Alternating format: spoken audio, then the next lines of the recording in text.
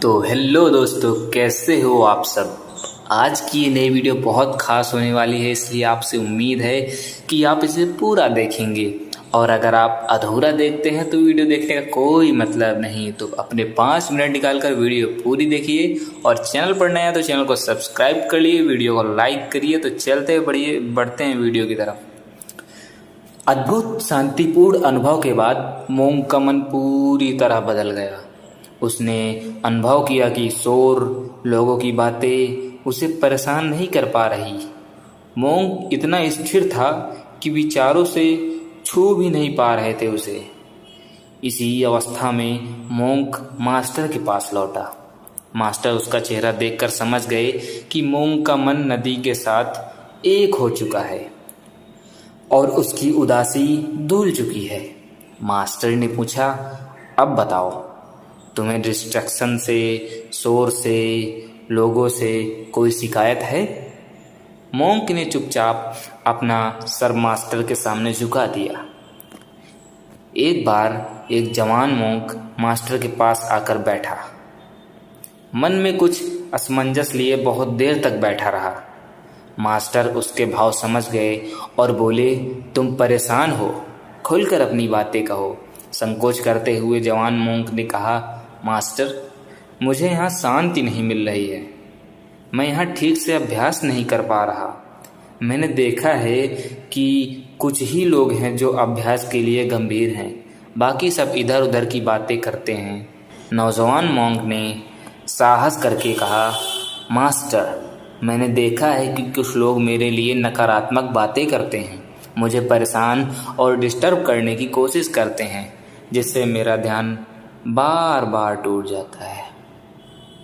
इसलिए मैं यहाँ से एकांत स्थान पर जाना चाहता हूँ, जहाँ कोई नकारात्मक बातें ना हो, जहाँ की शांति में मन को सुकून मिले और मैं गहरा ध्यान लगा सकूं।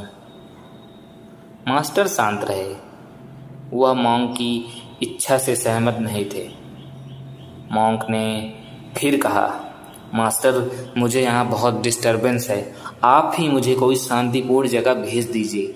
मास्टर ने कहा, ठीक है, अगर तुम्हें ज़्यादा परेशानी है तो तुम चले जाना, कल हम इस बारे में बात करेंगे। कल तुम कहाँ जा सकते हो, लेकिन अभी सब लोग नदी तट पर सैर करने जा रहे हैं, चलो पहले वहाँ चलते हैं।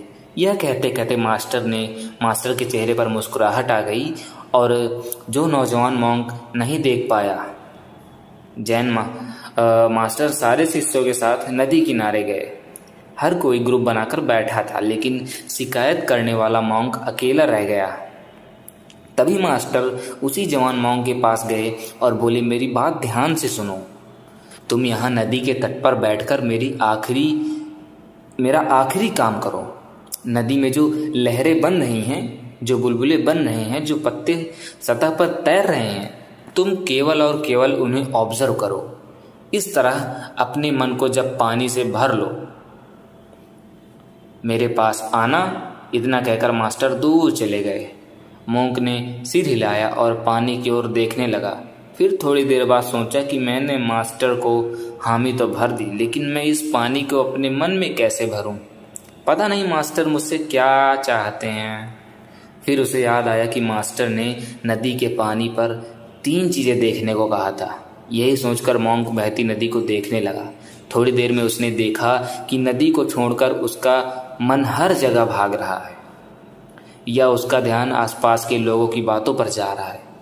ऐसा कुछ देर तक चलता रहा। फिर जवान मोंक ने निश्चय किया कि मुझे मास्टर का दिया हुआ आखिरी आदेश पूरा करना है। फिर ऐसा दृढ़ निश्चय करके मोंक ने पानी की सतह पर अपनी आंखें जमा ली और नदी की लहर देखने लगा।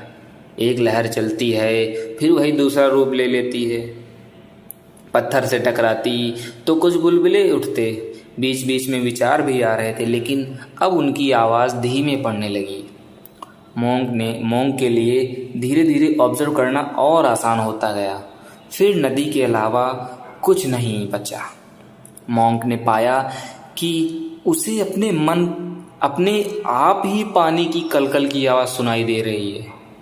पानी का साफ रंग, पानी के ऊपर चमकती हुई सूरज की रोशनी, सब कुछ उसे बिना कोशिश के दिखने लगी।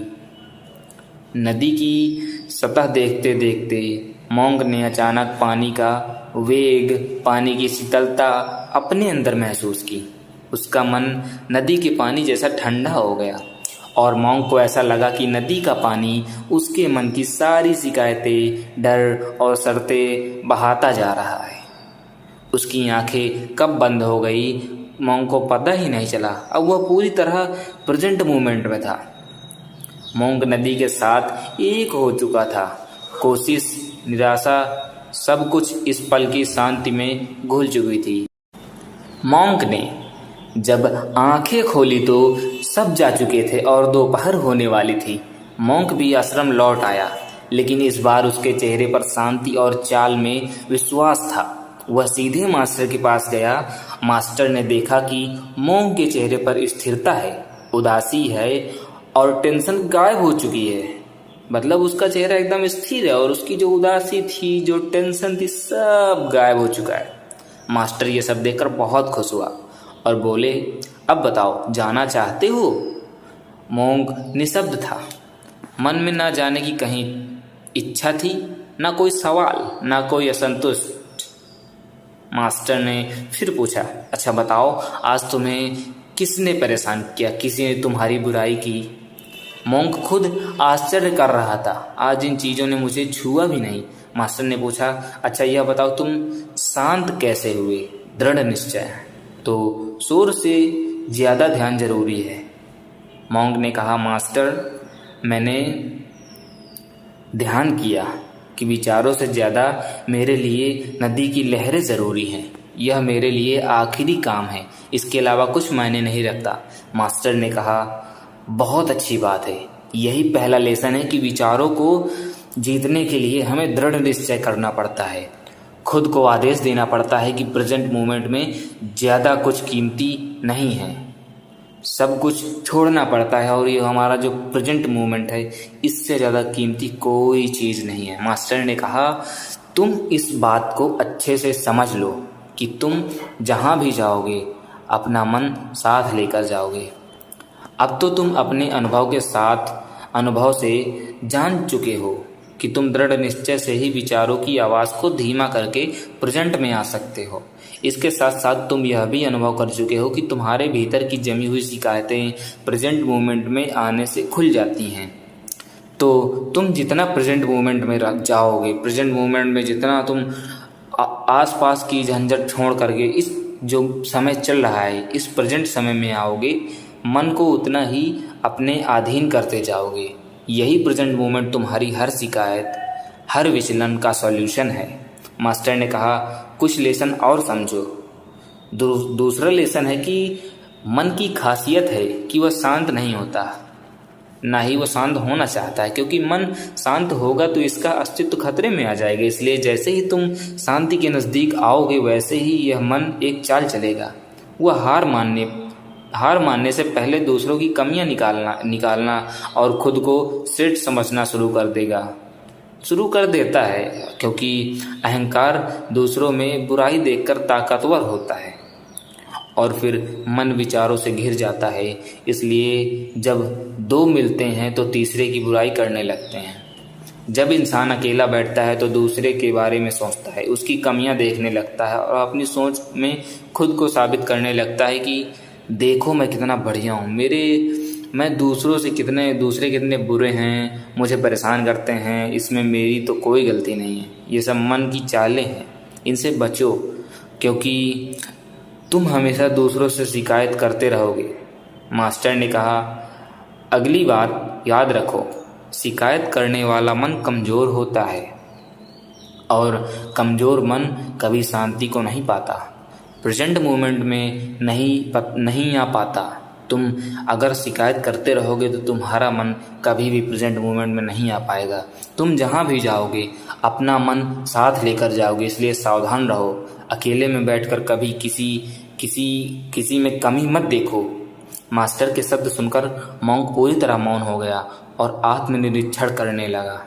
मास्टर ने कहा, यह याद रखो, तुम्हें ऐसी जगह नहीं मिलने वाली जो पूरी तरह डिस्ट्रैक्शन से मुक्त हो, क्योंकि प्रकृति में हर चीज़ के दो विपरीत गुण मौजूद होते हैं। जैसे दिन है तो रात है, सुबह है तो शाम है, हंसना है तो रोना भी है, शांति है तो डिस्ट्रैक्शन है।